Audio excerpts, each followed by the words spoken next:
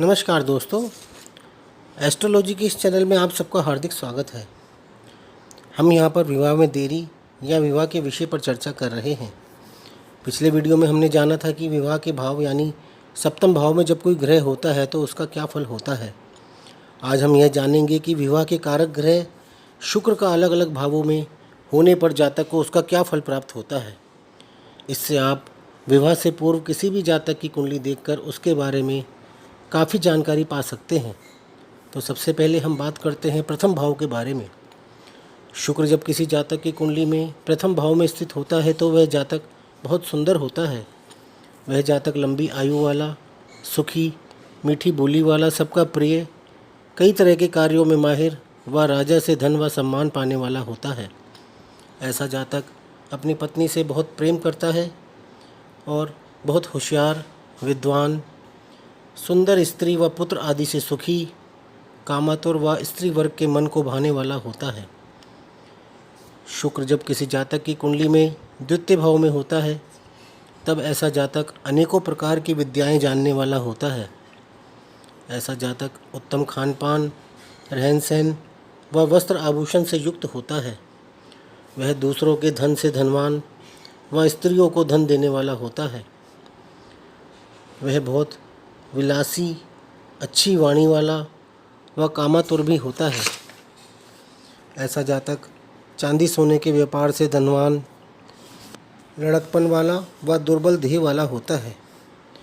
जब किसी जातक की कुंडली में शुक्र तीसरे भाव में होता है तो ऐसा जातक कृपण, लोगों का अप्रिय, सुख व शांति से, संपत्ति से हीन तथा बिना स्त्री के रहता है। ऐसा जातक भी दुर्बल देह वाला, दुष्ट स्वभाव वाला, साधु का निंदक तथा दुराचारी भी हो सकता है। जब किसी जातक की कुंडली में शुक्र चतुर्थ भाव में होता है तो ऐसा जातक अच्छी सवारी यानी वाहन आदि, मकान, वस्त्र, आभूषण व अन्य सुख साधनों से संपन्न होता है। वह देवभक्त, आनंदपूर्वक रहने वाला, यशस्वी व बुद्धिमान होता है। ऐसा जातक स्त्री व संतान से युक्त, मनोहर व सबका प्यारा भी होता है।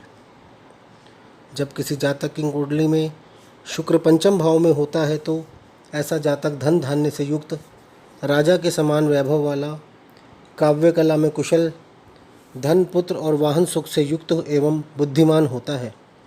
वह सत्पुत्र और सत्मित्रों से युक्त व चतुर स्त्री का पति होता है।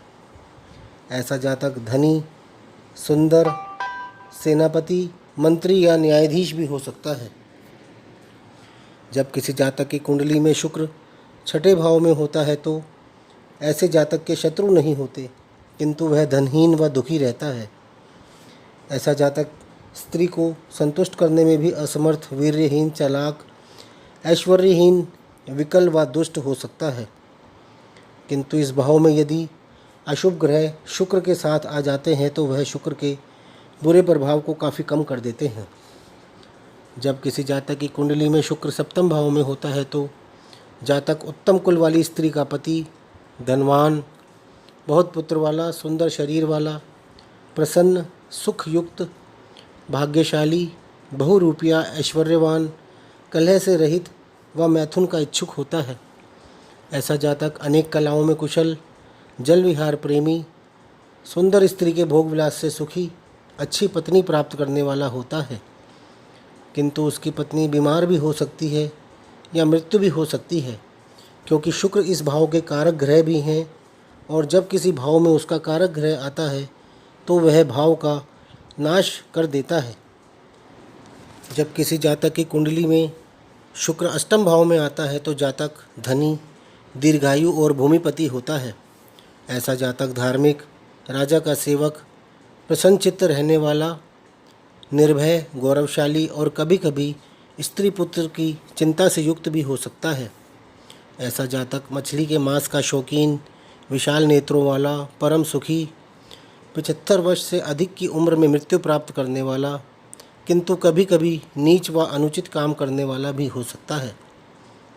जब किसी जातक की कुंडली में शुक्र नवम भाव में आ जाता है तो ऐसा जातक का राजा की कृपा से भाग्योदय होता है।